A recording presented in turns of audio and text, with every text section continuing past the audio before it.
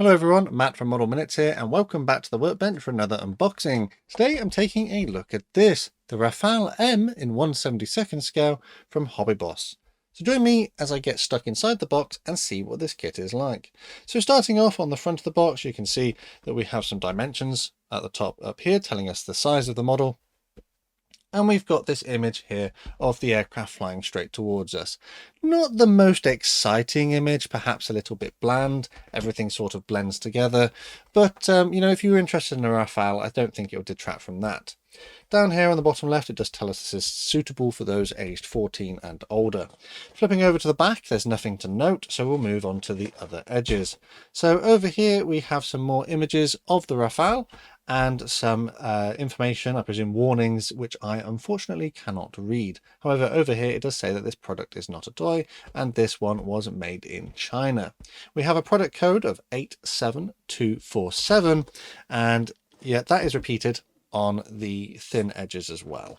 So nothing else really to note here that hasn't already been seen. However, on this edge we do have some side profiles of the aircraft. I presume these are the two paint schemes included. We have one here, French Navy, which is tail number 2, and that is tail number 5. So there doesn't seem to be a great deal of difference, and we do have some information about the Rafale in English. So let's get the box open and see what we've got. So we'll start with the paperwork first. That's where I like to usually start. And you can see that we have a kind of A4 booklet. We do have painting instructions in colour, so we'll come to that imminently. So in here we have some safety information first and a key to the different symbols and a bit of information about applying our decals. And then we're met with a sprue map. Sprue maps are fantastic. They help us see where things might be. And also you can do it as a contents check. So we have a variety of different parts here, as well as our decal sheet down the bottom, which we'll look at shortly.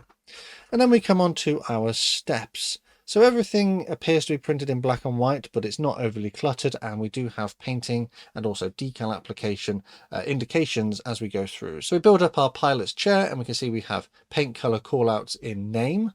And as we come through, we add that into the aircraft, we add that into the upper fuselage, and then there are some extra components such as the tail and this sort of rear of the sort of cockpit area that needs to go in. And then we come on to landing gear straight away. This is not an overly complicated looking kit. We have engine components which can be installed shortly, and we do have to drill out holes based on what we want to have the aircraft carrying. So we've got some underwing stores. On the next page then we have landing gear legs which can be installed, as well as our front canards. And then we come down to glue in the wheels. It doesn't appear that there is a raised landing gear option, but I would imagine if we have landing gear covers, which it appears we might do, that with a bit of modification we might be able to close the landing gear. But I'm not entirely sure about that. It appears perhaps that might not be the case. It looks actually on the nose bay that there is this component here which is molded on, which might have to be cut and sealed. So as far as I can tell at this moment in time, it doesn't appear to be an option to raise the landing gear. It's designed as landing gear down. There is no pilot included either, which means that there's no scope of this being in a flying pose unless you source one yourself, add your own stand and raise the landing gear. Coming on to this step then, it appears that we do have the option to display the canopy open if we would like to do so, and we need to add our nose cone. Was there any indication about adding weight? I would like to think that we need to add weight to prevent this from falling over on its tail, but it doesn't seem to make reference to that. I can't see any indication of it. So I would be tempted to make sure that this is filled with weight, just to make sure it doesn't fall over on its tail. And then we come on down and we've got our underwing stores. So we have the option to add different weapon types if we want to. And here it tells us what those weapons are, which is really good. So it tells you which pylons can have which relevant weapons, and these are the assembly steps for installing them. So yeah, that's all right. Fairly simple looking kit. we come on to the paint schemes, and we have two. The first one is number 2 of the French Navy, and the second one is number 5 of the French Navy. And there doesn't appear to be any real differences. It is simply a matter of whether you pick the number 5 or the number 2. The only difference actually that I can see is that number 5 has this additional emblem on the tail, but that seems to be about it. They appear to be painted overall in a sort of gull grey, and that's pretty much it. Not the most exciting of paint schemes, but I think, you know, just enough. I know there has been another release of this with a slightly more exciting paint scheme, but as you can see, I have not got that one. We do have, though, all the information on painting our various under-wing stores or armaments if we'd like to do so, or have this in a clean configuration. But yeah, so that's relatively straightforward, doesn't look too complicated. Let's look at the decals. So I last built a 1/48 scale HobbyBoss Bearcat, and that was all right, fairly simple to build. But in regards to the decals, the decals were a little bit thick, but they actually applied to the model relatively well. So the decals do go on all right, but they can have some slight concerns with like how well they're printed. So here we are. We have a variety of little stencils and things, but not a great deal. It's not a massive sheet. The printing is moderately fine. Some of the text here, for example, is legible, but the smaller stencils is not. It's just a representation. The registration, so how central everything is, seems to be pretty good. So the colours are layered up pretty nicely. And the decal film is perhaps a little bit thick. It does go around the outside of various transfers quite excessively, but I don't think it'll be too bad. So yeah, they generally go on to the model quite well. I didn't have any problems with the HobbyBoss Bearcat that I did. So hopefully these go on just as well, but the printing could be a little bit better. It would be my only concern with that. Then everything else is relatively well packaged, actually. You can see here we've got our main body, our main sort of fuselage and wings cardboarded in, and these are taped in as well. So they care about the packaging, don't they? They care about making sure that this gets to you in a good condition. So let's have a look at the clear parts first. That's where I like to go with the plastic parts. Let's get that out of its bag. Clear parts then, not a great deal. Internal sort of heads-up display parts, and also front windscreen and main canopy, molded to a pretty nice quality. There's not much in the way of flash, can't really see any flash at all. Generally pretty clear. The light is a little distorted looking through it, but they're quite nice, and the framework is reasonably raised, so it should be fairly straightforward to mask these running a knife along there, along your tape. Tiny little bit of flash here to clean up, a little blemish, but yeah, no, clear parts, pretty good. Can't see anything really, any blemishes or scratches that are going to detract from how this looks. So that's pretty nice. We have a little sprue here, which contains our, I think this is like landing gear components. So these two little sprues are molded in a sort of light grey plastic. They do feel a little bit sort of greasy, like almost like there's a polish on them, but not as bad as other manufacturers. The plastic is relatively dense, quite hard as well. But you can see the level of detail is fairly nice. We've got recessed panel lines and some rivets in places as well. There isn't a great deal of flash on here. Pretty good. So yeah, this looks to be like cockpit tub components, and that's that rear part of the aircraft along the sort of spine of the plane. The next one is our wheels. They look to be quite nicely represented. They come in two halves. The arrestor hook, landing gear bay there, I presume that's a nose gear bay with some nice little details inside of it, and landing gear legs, which are fairly substantial. They should hold the weight of the aircraft. We do need to have a look at this one, which is our main sort of body. How am I going to get this out? Shall I just cut the cardboard? There's probably an easier way. No, this is glued in. They've glued the thing in. So let's just cut the cardboard, shall we? It's going to get built, isn't it? So no need to be precious about the packaging. Right. So here they've put some padding around the nose to protect the nose. We have our upper and lower surfaces. You can see here 172 Rafale printed on the inside there, and some little mold grease there that's just come off on my thumb. Gross. Ejector pins are on this side, so there's nothing visible on this side. Perhaps if you look very carefully and the light catches it just right, you can see some slight sink marks from those ejector pins, but nothing particularly too noticeable if you weren't looking for it. Details are nicely represented, fairly subtle. Panel lines, rivet details in places, quite nice.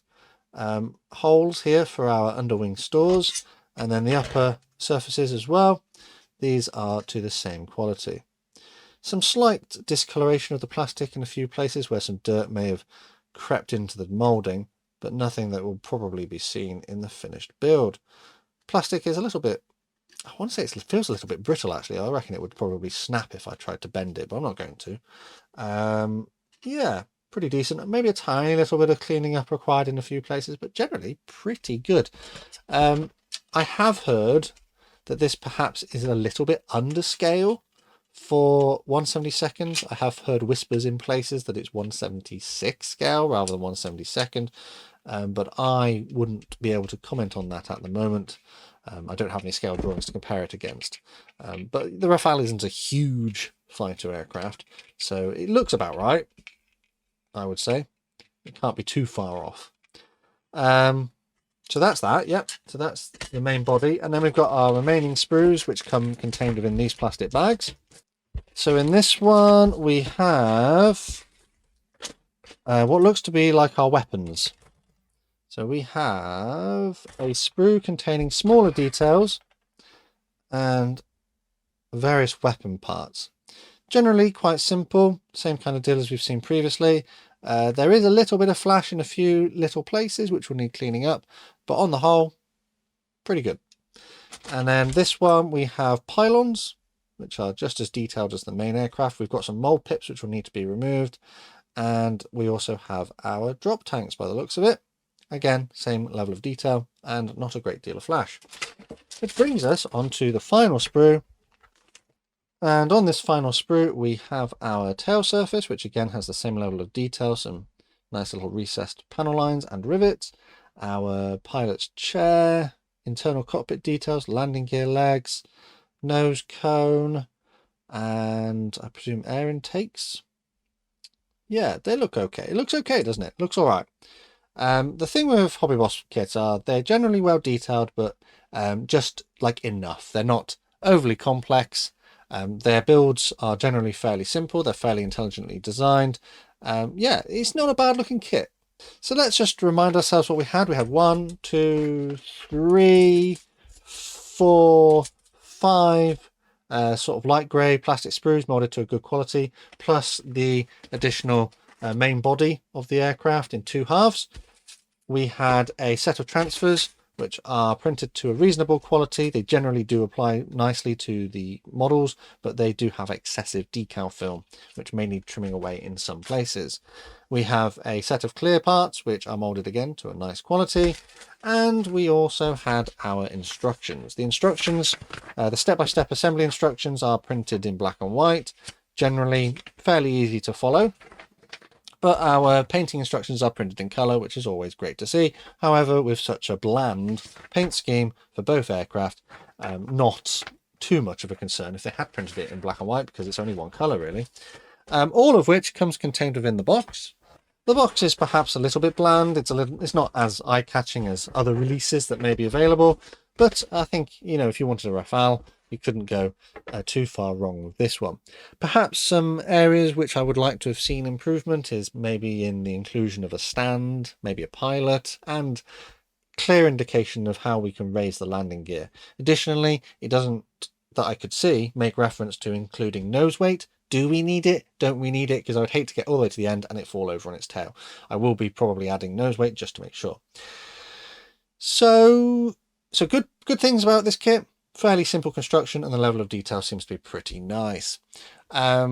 Perhaps maybe the paint scheme could be a little bit more exciting, but that comes down to my own preference for purchasing this particular boxing, because there have been other boxings, as mentioned, with slightly more exciting paint schemes. The tooling then dates from 2009, which I think is quite evident in the kind of modern features that we like to see from model kits. The flash is low, the mold quality is good, and the level of detail is nice as well. As far as I can tell, this kit is available as it stands here and has been available since 2010, which means that this is effectively pushing on about 15 years old now. No doubt I imagine that my example here isn't 15 years old. It's probably more recent than that. It's just something that they constantly manufacture. As a side note, whilst we're here, there is a little bit of damage to the box at the top here, but that was from when it was posted out to me, but it hasn't, as you can see, detracted from everything inside still being perfectly fine. Price-wise then, so there is difficult to find RRPs for HobbyBoss kits here in the UK. They don't seem to set a standard one. So I did a bit of looking online. It seems that if you can find this kit between £15 and £20, that's about the going rate. I paid £18.99 for this one, which seems about right for a 1/72 scale modern jet of this kind of quality.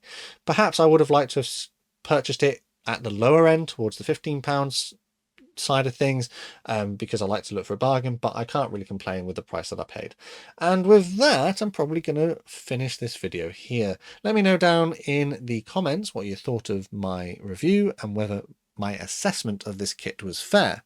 As always, a quick shout out to my Model Club members for the extra support they give the channel. A massive thanks to these guys on screen. If you'd like to join them or support the channel in other ways, check out the links under the video to find out how. The best way to support the channel for free, though, is by subscribing with notifications turned on so you never miss a modelling upload. Finally, though, last thing to say is a massive thank you to you for watching this one, and I'll see you on the workbench again next time.